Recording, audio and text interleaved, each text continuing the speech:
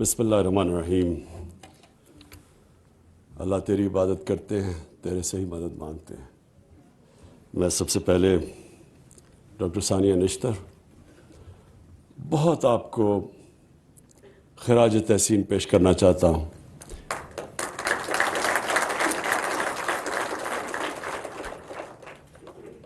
جس جذبے سے، جس محنت سے آپ نے سارے احساس کے پروگرامز کو ڈیولپ کیا، یہ کبھی بھی صرف کوئی نوکری پیشہ انسان نہیں کر سکتا۔ یہ وہ انسان کر سکتا ہے جس میں انسانیت کا درد ہو اور جس میں اللہ کے اوپر ایمان رکھنے والا انسان ہو، کیونکہ اللہ نے انسان کو جو اللہ کو سب سے زیادہ چیز پسند ہے وہ یہ کہ وہ جو انسان انسانیت کے لیے کیا کرتا ہے۔ ہمارا جو سارا آخرت میں جو فیصلہ ہوگا کہ ہمیں اللہ کدھر بھیجے گا، جو مالک یوم الدین ہے، جو انسان کا فیصلہ کرے گا، وہ صرف ایک چیز پہ اور چیزوں پہ بھی کرے گا، لیکن سب سے زیادہ وہ یہ ہوگا کہ آپ کو جتنا اللہ نے دیا تھا اس سے آپ نے انسانیت کے لیے کیا کیا۔ تو ثانیہ، یہ آپ کو بہت بڑا کریڈٹ جاتا ہے، جس محنت سے آپ نے اور آپ کی ساری ٹیم نے، میں نے دیکھا کہ آپ کی ٹیم میں بھی وہی جذبہ تھا کہ ہم نے یہ ایک بہت بڑا پاکستان کی تاریخ میں پروگرام لے کے آئے ہیں، اور یہ ہمارا وہ جو روڈ میپ ہے ہمارا مدینہ کی ریاست کی طرف، اس راستے پہ ہم اب چل رہے ہیں۔ یاد رکھیں، ہم جب نماز پڑھتے ہیں ہم صرف ایک چیز اللہ سے مانگتے ہیں کہ اللہ ان کے راستے پہ لگا جن کو تو نے نعمتیں بخشی۔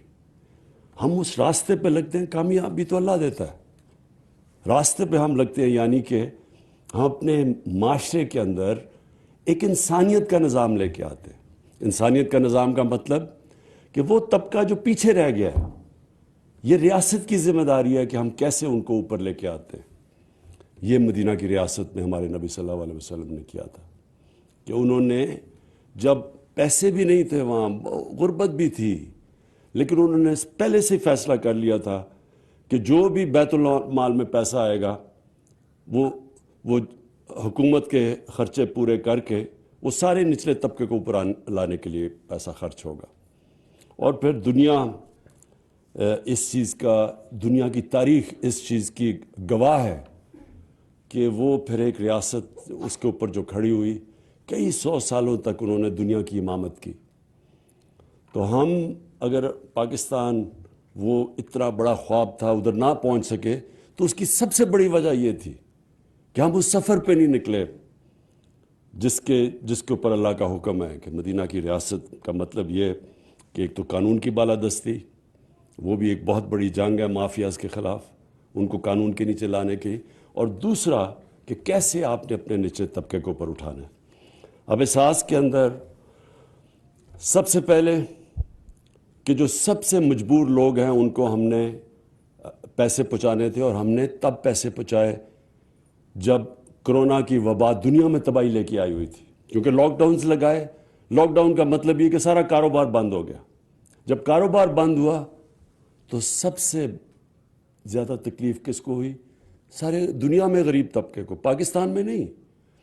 امریکہ جیسے جگہ پہ بھی جو امیر ترین دنیا کا ملک ہے، وہاں بھی سب سے زیادہ تکلیف غریبوں کو ہوئی، دیہڑی دار کو، جو پیسے محنت کرتا تھا، پیسے کماتا تھا دن میں، اور اپنے بچوں کو پیسے پیٹ پالتا تھا، وہ سارا جب ایک دم لاک ڈاؤن ہوا تو وہ تو بیچارے ایک دم ان کے پاس پیسہ ہی نہیں تھا اپنے بچوں کو کھلانے کے لیے۔ تو تب ہم نے یہ جو احساس کا جو ڈسٹریبیوشن کی، بالکل ٹھیک کہا گیا، یہ فیصل نے بھی بتایا کہ ورلڈ بینک نے اکنالج کیا کہ پاکستان وہ ملک ہے جس کا جو پروگرام احساس کا تھا وہ دنیا میں ٹاپ یا 3 یا 4 پروگرامز کے اندر مانا گیا۔ تو اس میں آپ کو بہت پھر سے میں خراج تحسین پیش کرتا ہوں۔ تو اب سب سے پہلے ہم نے وہ ان کو پیسے پہنچائے، جس سے جب اکانومسٹ کی سروے تھی نارمل سی انڈیکس، مطلب یہ کہ کون سا ملک سب سے پہلے اس نے اپنے معیشت کو بھی سنبھال لیا اور اپنے لوگوں کو کرونا کی وبا سے بھی بچا لیا. اس ٹاپ 3 ملکوں میں پاکستان تھا، اور اس کی ایک وجہ آپ کا احساس کا پروگرام تھا. دوسری چیز کہ دیکھیں، ہم 98% احساس کا پروگرام عورتوں کے ہاتھ میں جاتا ہے، پیسہ جاتا ہے ان کے ہاتھ میں. یہ کیوں ضروری ہے؟ میں یہاں کئی دفعہ سنتا ہوں کہ جی خواتین کے حقوق اور خواتین کے حقوق کی بڑی باتیں سنتا ہوں، لیکن جب تک ہم اپنی خواتین کو، بچیوں کو پڑھائیں گے نہیں، جب تک گھر میں جو ماں ہے اس کے ہاتھ میں پیسہ نہیں دیں گے تاکہ وہ بچوں کو بھی پال سکے، وہ پھر پڑھا بھی سکے، تو ملک تو آگے نہیں بڑھ سکتا، نہ خواتین کے کوئی حقوق آ سکتے ہیں.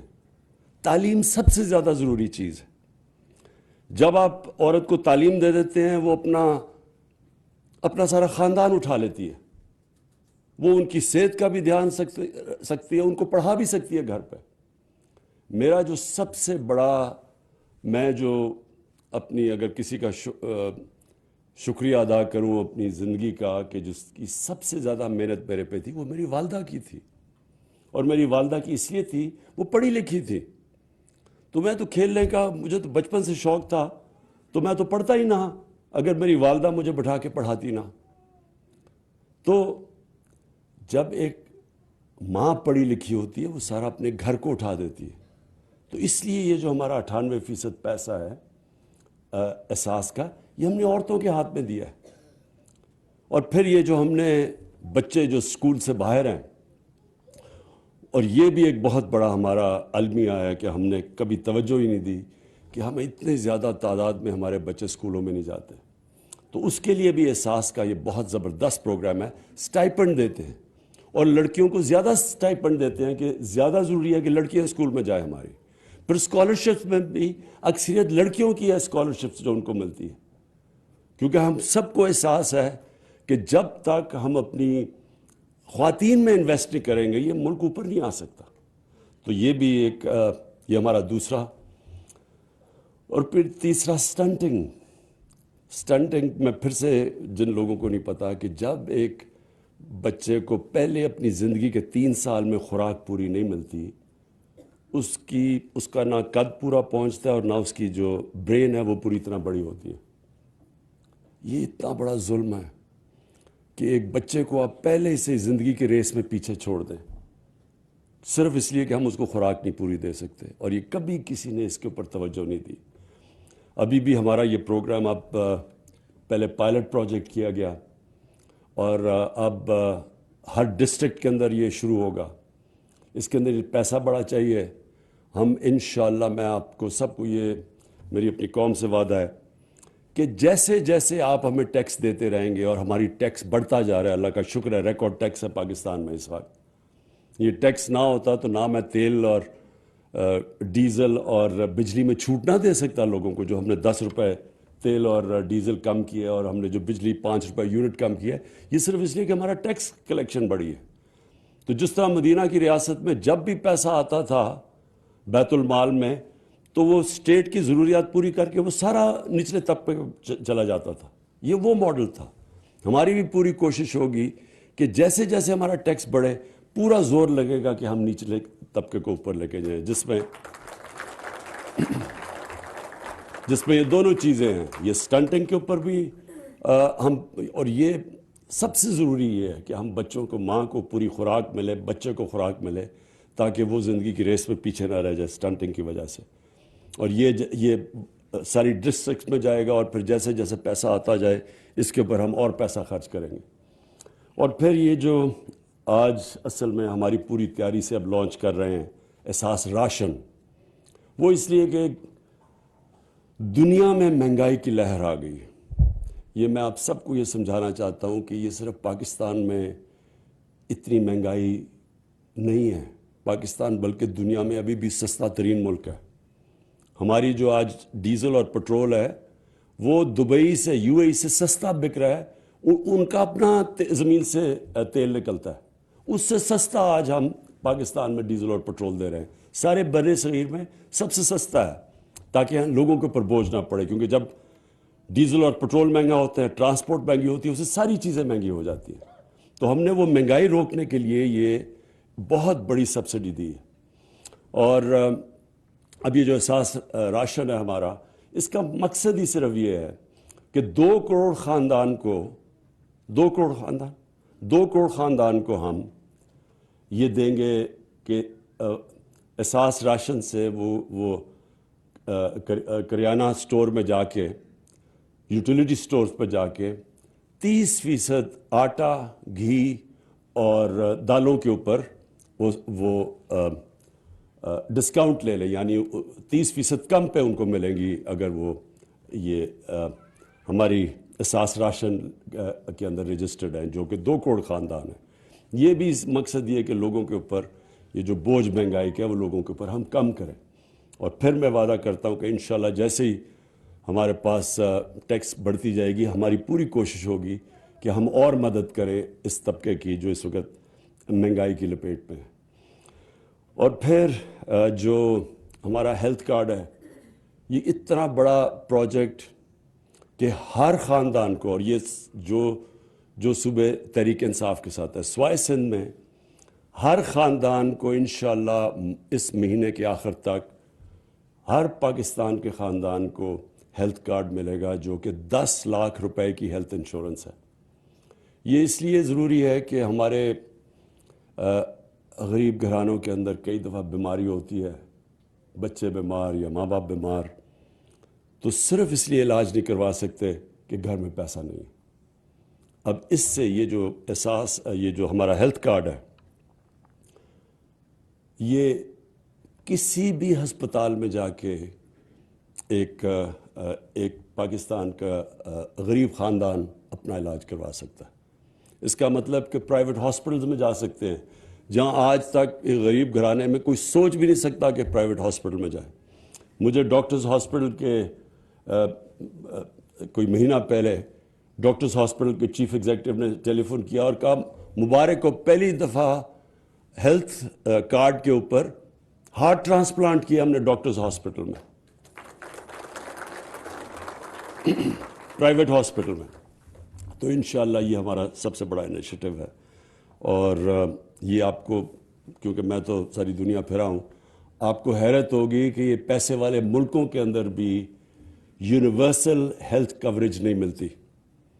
امیر ترین ملکوں کے اندر بھی ہر کسی کے پاس گورنمنٹ مفت ہیلتھ انشورنس نہیں دیتی، یعنی پیسے دینے پڑتے ہیں ہیلتھ انشورنس کے لیے۔ یا ہم سب کو مفت ہیلتھ انشورنس دے رہے ہیں۔ اور وہ اس کا مقصد آخر میں یہ ہے میرا کہ ہمارا ملک وہی مدینہ کی طرز کے اوپر ایک فلاحی ریاست بنے۔ فلاحی ریاست ایک سب سے مہذب معاشرہ، میری جو زندگی کا تجربہ ہے وہ ایک فلاحی ریاست ہوتی ہے۔ میں جب اسکول میں تھا تو میں جب برطانیہ گیا پہلی دفعہ، تو زندگی میں پہلی دفعہ میں نے ایک فلاحی ریاست دیکھی۔ تو وہ مجھے کبھی میں وہ بھولا نہیں کہ کس طرح وہ انسان کی زندگی کی قدر ہے وہاں، اس کو کس طرح پروٹیکٹ کرتی ہے ایک ریاست۔ تو وہ، اور پھر ہمیں پتہ چلا کہ یہ تو مسلمانوں کی مدینہ کی ریاست سے ساری دنیا میں پھیلی ہے فلاحی ریاست۔ پھر ہمیں پتہ چلا، ہم سمجھے کہ یہ مغرب میں ایجاد کی گئی ہے، یہ مسلمانوں نے فلاحی ریاست پہلی دفعہ شروع کیا تھا دنیا کی تاریخ میں۔ اور ہمیں افسوس سے کہنا پڑتا ہے کہ آج مسلمان دنیا میں بہت کم ملک ہیں جو کوشش بھی کر رہے ہیں فلاحی ریاست کی طرف جانے کے لیے۔ تو میں آخر میں ثانیہ آپ کو اور آپ کی ٹیم کو آج اپنے ملک کی طرف سے خراج تحسین پیش کرتا ہوں۔